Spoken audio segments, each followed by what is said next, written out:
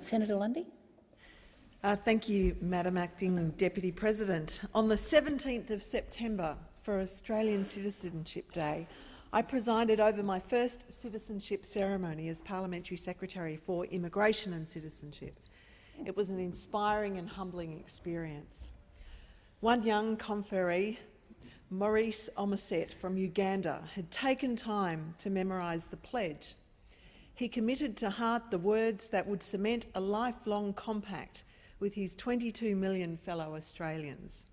From this day forward, I pledge my loyalty to Australia and its people, whose democratic beliefs I share, whose rights and liberties I respect, and whose laws I will uphold and obey.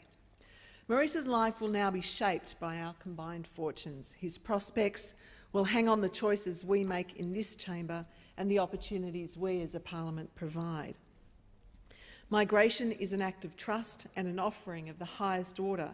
To give the commitment of a lifelong contribution, of loyalty and respect, is a moving and emotive gesture. It is a compliment beyond words. More than 4 million people have chosen to become Australian citizens in the last 60 years.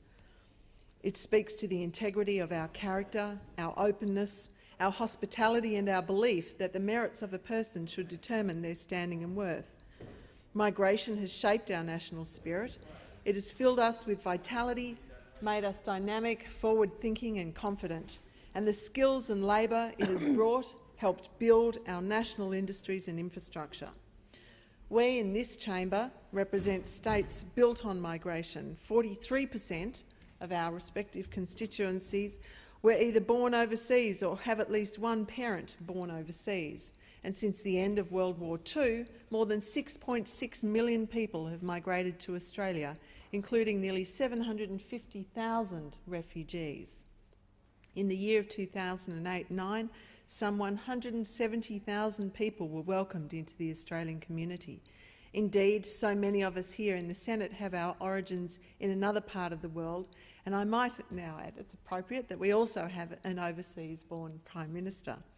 Prime Minister Julia Gillard has spoken eloquently of her father and mother who, in her words, migrated to this country and, like millions of other Australians, worked unbelievably hard so that their children could have opportunities that they could never have dreamed for themselves. Madam Acting Deputy President, multicultural policy is recognition of who we are, of our diversity and the potential that comes from the breadth of traditions we draw upon. It affirms the right, within the confines of the law, to retain the customs and language of our ancestors, whomever they may be. Multicultural policy also recognises that the functions of government and how we provide services should reflect the makeup of the people of Australia and should be responsive to their needs.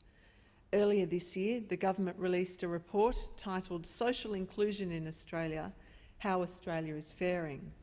The report looked at a series of indicators and how different groups were faring against those measurements. I would like to draw the Chamber's attention to a few of these points. Thank you. People born in non-English speaking countries tend to have poorer health outcomes, and almost half of migrants not proficient in English are in the lowest income bracket.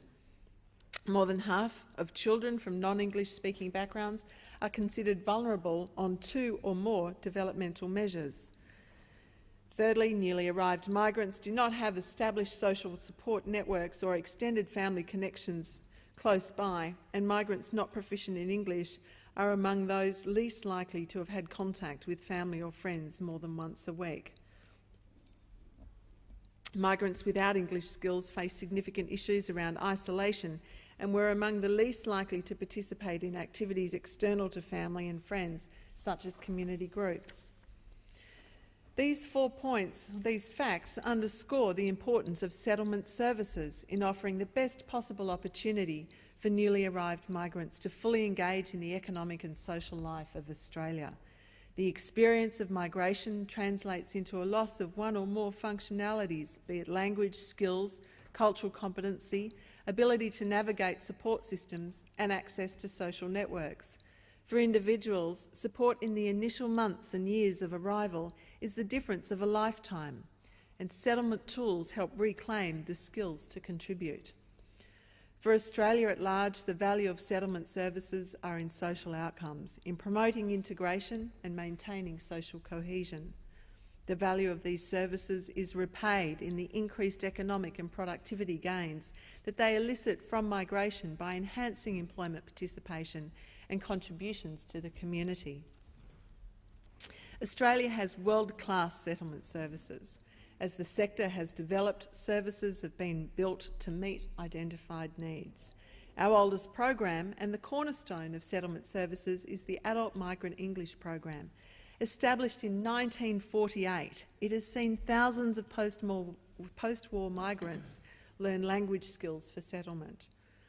Following the Galbally report on migrant services in the late 1970s, the program was significantly expanded, and today more than 50,000 people participate in the AMEP program each year. It continues to evolve. For example, the government recently introduced work experience programs for migrants and classes that focus on English for the workplace. This work experience has been in areas where Australia needs labour, in retail, hospitality, childcare and aged care. 1/3 of participants exit this program already in a job. The rest are focused and prepared to gain employment. In Warwick, in Queensland, 9 new migrants participating in the program completed a Jackaroo Jillaroo course. All have obtained a Certificate 2 in rural operations, and 7 were immediately employed by the local rural industry. The Galbally report saw the establishment of our Translating and Interpreting Service, or TIS National, which provides a service for a fee as well as free services to approved organisations, including doctors and pharmacists. Mr Acting Deputy President, the Integrated Humanitarian Settlement Strategy had its origins in the Community Refugee Settlement Scheme, which began back in 1979. It was first a network of volunteer groups who provided assistance finding accommodation, employment and, perhaps most importantly, offered social connections and friendship. In 1997, a national framework for humanitarian settlement services was established, and in 2003 it was developed into an integrated and coordinated system to address a range of needs, from the provision of basic household goods to specialist torture and trauma counselling. In 2006, the Settlement Grants Programs was established, in part a response to the 2003 review of settlement services. And this program sees the development of innovative and creative projects across Australia.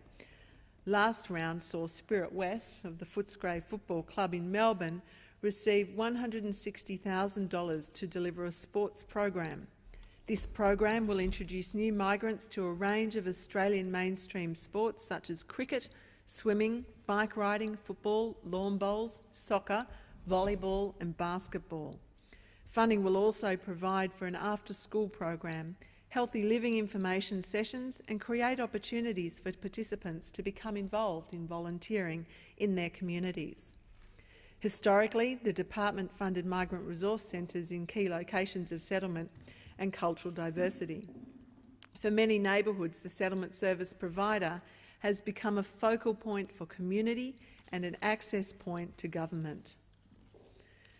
Mr Acting Deputy President, the many programs and initiatives that I've just listed support a multicultural Australia, and I would point out that the MRCs in particular, the Migrant Resource Centres, have been effective in achieving social inclusion. In December of 2008, our previous Minister, Minister Evans, established the Australian Multicultural Advisory Council to provide advice on social cohesion issues and on communicating the benefits of cultural diversity to the Australian community. In its first term, the Council was asked to provide advice on multicultural policy. The Chair, Mr Andrew Demetriou, presented a statement titled "The People of Australia" to the government in April of this year. The advice is being considered by the government in the coming months, and the Council was just recently reappointed for a second term, and I am looking forward to working closely with the members in my new role as Parliamentary Secretary. Mr Acting Deputy President, multicultural policy is about how we share in the benefits of our diversity and how we capitalise on the potential that it brings. By virtue of our makeup, we have a citizenry able to converse in over 200 languages connected to every corner of the world. We have a population literate in the cultures of the countries with which we trade, and multiculturalism was born out of successive governments of all persuasions and enjoys bipartisan support because it is about the benefit of all Australians. We all agree that multicultural policy is in Australia's national interest, and I look forward to progressing this important area of public policy in my new role as Parliamentary Secretary.